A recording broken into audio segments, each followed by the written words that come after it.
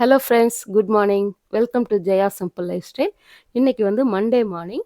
Monday morning நம்ம வீட்டில் kitchen வேலையில பார்க்கலாம். எனக்கு இன்னைக்கு தாங்க 2 வீக்ஸ் கழிச்சு எனக்கு ஃபோன் என் கைக்கு வந்திருக்கு. ஏன்னா இன்னையிலேருந்து என் பொண்ணுக்கு வந்து எக்ஸாம் ஸ்டார்ட் பண்ணிட்டாங்க. அதனால் இன்னைக்கு அவங்க ஸ்கூலுக்கு கிளம்பிட்டு இருக்காங்க. நான் டக்கு டக்குன்னு வேலையை பார்த்துடலாம், இன்னைக்கு வீடியோ எடுத்துடலான்னு சொல்லிட்டு என்னோட ரொட்டீன் ஒர்க்கை நான் ஸ்டார்ட் பண்ணிட்டேன். வாங்க என்னென்னலாம் பண்ணுறேன்னு பார்க்கலாம். இப்போ தான் நம்ம சேனலை நீங்கள் ஃபஸ்ட் டைம் பார்க்குறீங்கன்னா இந்த வீடியோ கீழே உள்ள ரெட் கலர் பட்டன் சப்ஸ்கிரைப் பட்டனை ப்ரெஸ் பண்ணுங்கள். பக்கத்தில் உள்ள பெல் ஐக்கானையும் ப்ரெஸ் பண்ணி ஆளுங்கிற ஆப்ஷனையும் கிளிக் பண்ணிக்கோங்க. அப்போ தான் நான் போடுற வீடியோஸை நீங்கள் உடனுக்குடனே பார்க்க முடியும். வாங்க என்னெல்லாம் ரெடி பண்ணுறேன்னு பார்க்கலாம். ஃபஸ்ட்டு ஒரு அடுப்பில் சாதம் வெந்துகிட்டு இருக்குது.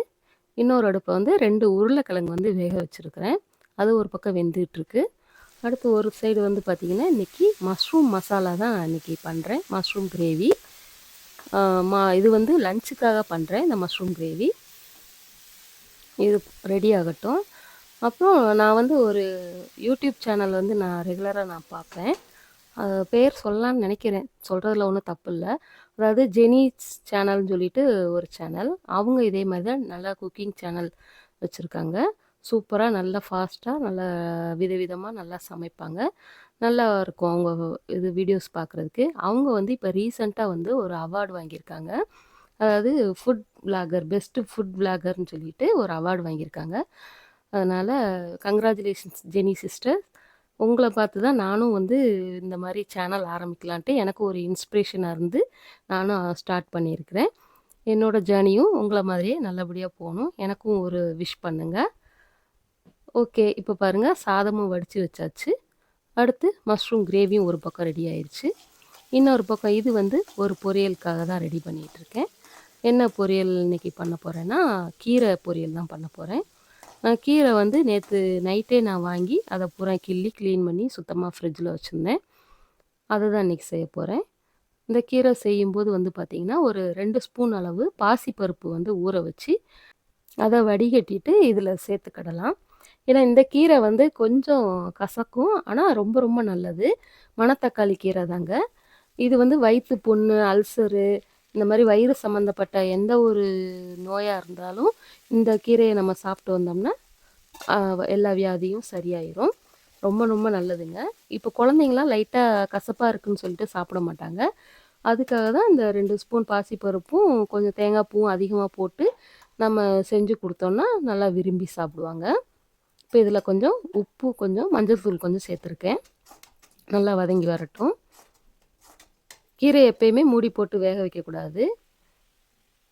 இப்போ ஓரளவு கீரை வதங்கிருச்சு. கொஞ்சம் தேங்காய் பூவும் சேர்த்து விட்டாச்சு. இது நல்லா ஒரு 2 நிமிஷம் வதங்கி வந்தால் போதுங்க. கீரை பொரியலும் ரெடி ஆயிரும். இப்போ பாருங்கள் சூப்பராக கீரை பொரியல் ரெடி ஆயிடுச்சு.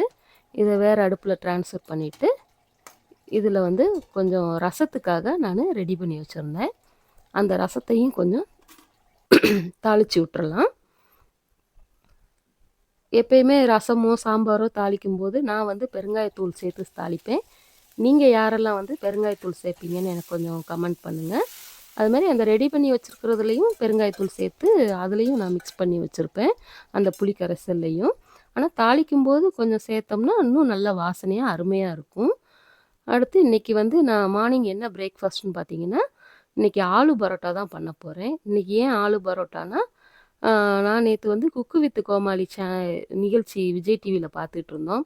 அதில் வந்து அந்த ஆலு பரோட்டா அந்த சீக்வன்ஸ் போயிட்டு இருந்தது. அதை பார்த்த உடனே சரி ஆலு பரோட்டா நாளைக்கு செய்யலாம் அப்படின்னு தோணுச்சு.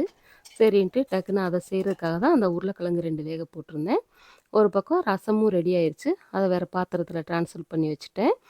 இதுதான் பாருங்கள் ஆலு பரோட்டாவுக்காக நான் உருளைக்கிழங்கு அதை நல்லா வேக வச்சு தோலை உரித்து மசித்து வச்சுருக்கிறேன்.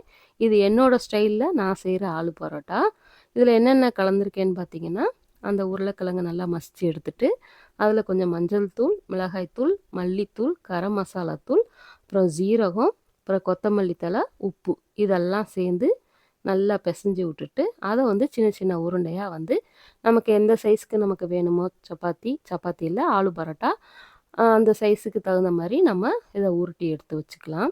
இதில வந்து நம்ம சின்ன வெங்காயமோ, பெரிய வெங்காயமோ அதையும் பொடியா நறுக்கி சேர்த்துக்கலாம்.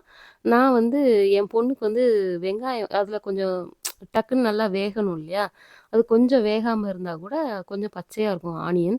அது வந்து பச்சையா சாப்பிடும்போது என் பொண்ணுக்கு கொஞ்சம் தலைவலி வரும். பச்சை வெங்காயம் அவங்களுக்கு பிடிக்காது. அதனால நான் இதில ஆனியன் வந்து நான் போடல. அதே மாதிரி இதுக்கு நார்மல் சப்பாத்திக்கு எடுக்கிற மாவ விட, இதுக்கு வந்து கொஞ்சம் அதிகமா கோதுமை மாவு எடுத்துக்கணும்.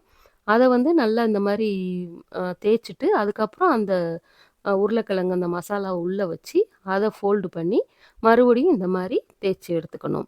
இப்படி தேய்ச்சு எடுத்தா தான் வந்து நல்லா வரும் அந்த சப்பாத்தி. இப்ப பாருங்க தோசை கல்லு நல்லா சூடாயிருச்சு. நானு இந்த பரோட்டாவையும் போட்டுர்றேன். வாயில சப்பாத்தி சப்பாத்தின்னே வருதுங்க. ஆலு பரோட்டா. அ இது பார்த்தீங்கன்னா, நான் இன்னைக்கு நெய் ஊத்தி தான் செய்றேன். ஆனா, இது வந்து பட்டர் போட்டு நார்த் சைட்லாம் பட்டர் யூஸ் பண்ணி செய்வாங்க. கீயும் யூஸ் பண்ணி செய்வாங்க. 2ம் இல்லைன்னா, எண்ணெய் கூட நம்ம போட்டு செய்யலாம். நல்லா டேஸ்ட்டா சூப்பரா தான் இருக்கும். பாருங்க. ஆனா, நல்லா சிம்ல வச்சு வேக விடணும். அப்பனா தான் வந்து உள்ள அந்த மசாலாக்கள் எல்லாமே வந்து நல்லா வெந்து, பச்சை வாசனையெல்லாம் போயி, அந்த பரோட்டாவும் நல்லா வெந்து வரும். சூப்பரா இருக்கும். இதுக்கு வந்து தேவையா ஒரு சட்னி ஒண்ணு அரைச்சுக்கலாம். இது வந்து என்னன்னா, கொத்தமல்லி, புதினா, இந்த லெமனு, இஞ்சி, பூண்டு, கொஞ்சம் உப்பு, சீரகம் இதெல்லாம் போட்டு அரைச்சு எடுத்துக்கிறேன். அடுத்து இந்த சம்மருக்கு வந்து ஒரு ட்ரிங்க் ஒண்ணு ரெடி பண்ணலான்னு சொல்லிட்டு, இன்னைக்கு கேரட் ஜூஸ் தான் இன்னைக்கு ரெடி பண்ணியிருக்கிறேன். சூப்பரா இருந்துச்சு. ஏன்னா டெய்லி ஏதாவது ஒரு ஜூஸ் எடுத்துக்கோங்க. ஏன்னா வெயில் அந்த அளவுக்கு காட்டுன்னு காட்டுதுங்க நமக்கு. தாங்க முடியல. அதனால டெய்லி ஏதாவது ஒரு ஜூஸோ, மோரோ, இளநீரோ எதனாலும் எடுத்து சாப்பிடுங்க. பாருங்க பரோட்டா ரெடி ஆயிருச்சு. ஆலு பரோட்டா, அந்த கிரீன் சட்னி செம்ம காம்பினேஷன். இந்த பரோட்டாவுக்கும் தயிர் தொட்டு சாப்பிடவும் அல்டிமேட்டா இருக்குங்க. சூப்பரா இருக்கும். இந்த பரோட்டாக்கு அவ்வளவா சைடிஸ் எதுவுமே தேவையில்ல. வெறுமனே கூட அவ்வளோ டேஸ்ட்டா சூப்பரா இருக்கும். நீங்களும் செஞ்சு சாப்பிட்டு பாருங்க. அவ்வளோதான். இந்த வீடியோ பிடிச்சிருந்தா லைக் பண்ணுங்க, ஷேர் பண்ணுங்க. மறக்காம சப்ஸ்கிரைப் பண்ணுங்க. பாய்.